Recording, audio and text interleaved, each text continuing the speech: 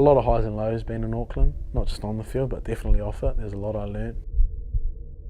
I knew I wanted to play rugby, and I knew I wanted to play for the Naki, and for some random reason I was at home one day and Dad got a call from Kent Curry and Paul Tito. So Paul Tito was with the Naki at the time.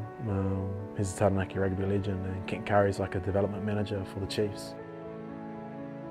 They put a contract in front of me for Taranaki for 2 years, and at that time, first contract, I had no idea what it kind of meant. I knew that it meant that I would be in the squad, I could potentially be playing, but I never knew what it kind of entailed. And it's something that I wanted to do, and it's something that I was pretty grateful to sign the dotted line with. And as a 17-year-old, it's a pretty big decision, but again, another position that I'd worked hard enough to be in, and that I was grateful enough to be in at the same time. So signing that dotted line was pretty epic, and I kind of shifted my focus towards that as I kind of worked my way out of high school.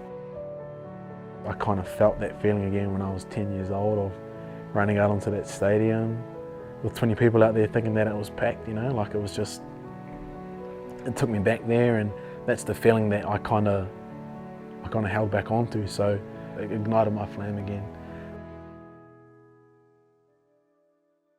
There's a few boys that I was lucky enough to go through that process with. Tom Florence, Brad Slater. We were all Naki boys who wanted to study and play rugby, and at the time, a couple of years before that, Taranaki had moved from Hurricanes region to the Chiefs region. We were lucky enough to have a Mitre 10 contract with Taranaki, but it was flexible so that we could move to Hamilton and study for semester A and play club rugby there. And when reps and Mitre 10 and under 19 started, then we would move back to Taranaki and we would play our footy there.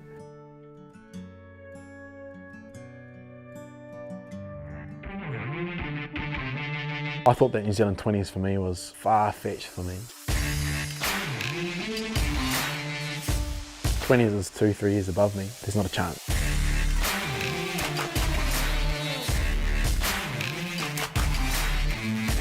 I remember getting a message from Brad and Tom, and they'd been put in the Chiefs under 20s wider squad, and I hadn't been. And I thought, oh yeah, no, that's all good, whatever, it is what it is. Like, I'm at schools and stuff, I could have at least had a shot to get there, but obviously they didn't think that, so sweet as.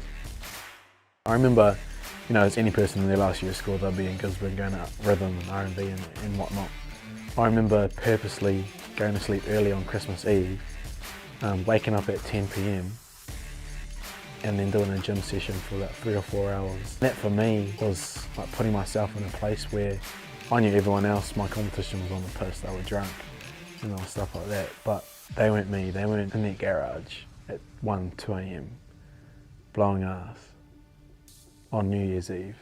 That for me was a massive confidence boost. You know, I put myself in that position to give me confidence.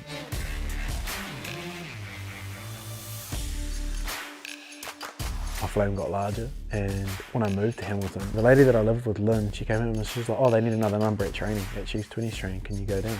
I kind of felt like I was meant to be there because of that New Year's Eve, because of all those kind of previous trainings that I'd done and that no one knew about. The coach just came up to me and goes, you know, if you play like that, you could be in the shop with New Zealand 20s.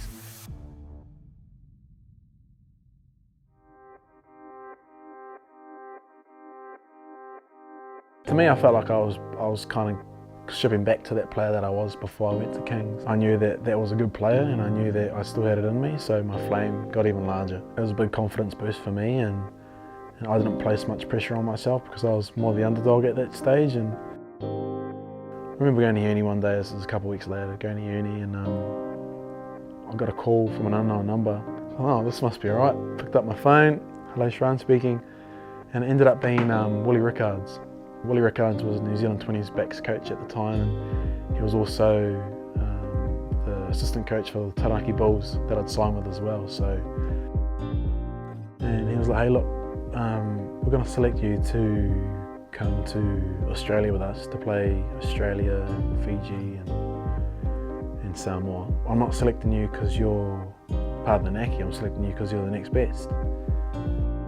So at this point, man, my flames, it's pretty good.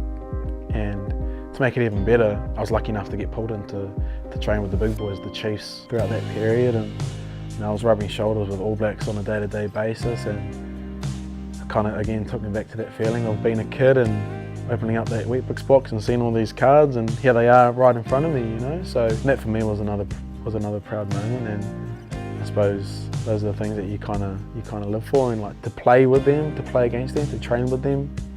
It solidified that, yeah, this is definitely where I want to be, what I want to do. So I came home, didn't make World Cup, didn't get the call up, and then went home for the Naki in my first year of Mitre 10. And that was my first real professional environment. We're based at Yarra Stadium, so I was living my dream, and I was training on Yarra Stadium Monday, Tuesday, Wednesday, Thursday. Training in the gym underneath the stands at Yarra Stadium, parking my car in the car park. All those little things, you know, made me proud. My second year came around, and this is my second year out of school now, 2018, and again I knew two things. I knew I wanted to make that 20s team, and I knew I wanted to go to World Cup. Lucky enough to make Chiefs 20s again, and to kind of be in part of that leadership group and stuff like that. And I was training with the Chiefs quite a lot over the summer and stuff like that as well, so I kind of had a decent feeling that I'd get named in the initial squad, but I had no idea about the second one. And I remember going to the first 20s camp and hoping to get named in that Oceania squad, and I was lucky to get named, and I felt like I had some added pressure on me because I'd been there the year before, and there was only Carlos Price, Rob Cobb and I. There's only three of us that had been in that previous team.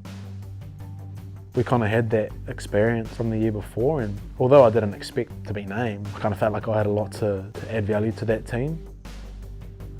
I was kind of overlooked by the management, by the coaches. I felt like I was good enough, but I wasn't given the opportunity. And you know, that to me kind of made me look back and think, this is kind of a business, eh? You know, like the higher level you get, the more you kind of realise that this isn't really what I expected it to be like. Within a few years, I was at the top of my game, and then I was at the bottom of my game. So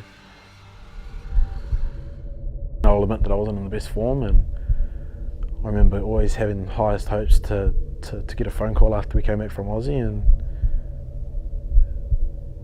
hoping that I'd make the team. And I remember getting a call from the head coach, and I just had a gut feeling that it wasn't right, that it wasn't good. And I remember holding up my phone, looking at his name, and thought, fuck, you know, I didn't make it, pretty much. I could just tell by the tone in his voice that it just wasn't going well, and we're not going to take you to the World Cup. That shook me a lot. I felt like I was good enough. I felt like I had a lot of expectations. I felt like I put a lot of pressure on myself, but I felt like I could cope with that. I went to a pretty dark place. Isolated myself a lot from the boys. Started eating and drinking a lot. I'd be late for all practices, club trainings, and I'd use the excuse that I had assignments. I hadn't been to uni in 2-3 weeks. I was overweight, I was unfit. I don't think I experienced like mental health issues like to a whole, but I definitely didn't have the tools to overcome them as well as I did. I bottled it up again and started blaming myself. At the time, I was living in Hamilton, so 4 hours away from mum and dad, 8 hours away from Renee and her husband. My partner was in Auckland. It was pretty much on my own. I had a falling out with Dad because he couldn't understand where I was coming from. He didn't understand how I was feeling, and didn't get picked for Naki. Was in the Naki group, was playing development, but I was a fully contracted member. I was getting put in development as a fully contracted player while people who weren't even on a contract or on a weekly contract were starting. And that's where it all kind of sunk in for me that, shit, yeah, this is a business. They don't care about me and my feelings and how I feel. They only care about the result at the end of the day. It was towards the end there where I got no feedback. I was asking questions but I wasn't getting answers, and I kind of realised that my fate was kind of dependent on one man's opinion, and that was the head coach. I remember having a one-on-one with the assistant coach, and he said, you know, you weren't meant to play as many games as you did. You might as well give my contract to someone else, and I want to play for someone who wants me to play for them. I want to be the guy that makes the try-saving tackle because I want my coach to win. A lot of big life decisions for me went into trying to make that World Cup team and not making it for 2 years in a row. Yeah, that hit me pretty hard. And at this stage, my flame had gone pretty low. It was down in ashes, and it wasn't until the end of the season where I kind of came at crossroads with I'd lost that passion for it now. I'd lost that drive, I'd lost wanting to train hard, I'd lost that feeling of wanting to run out in front of heaps of people, you know, like it just wasn't for me anymore. And I didn't really know what I wanted to do. And I was still in the heart of professional rugby career, you know, like I knew before our last couple of games that I wasn't going back that next year. Pretty much my flame had burnt out.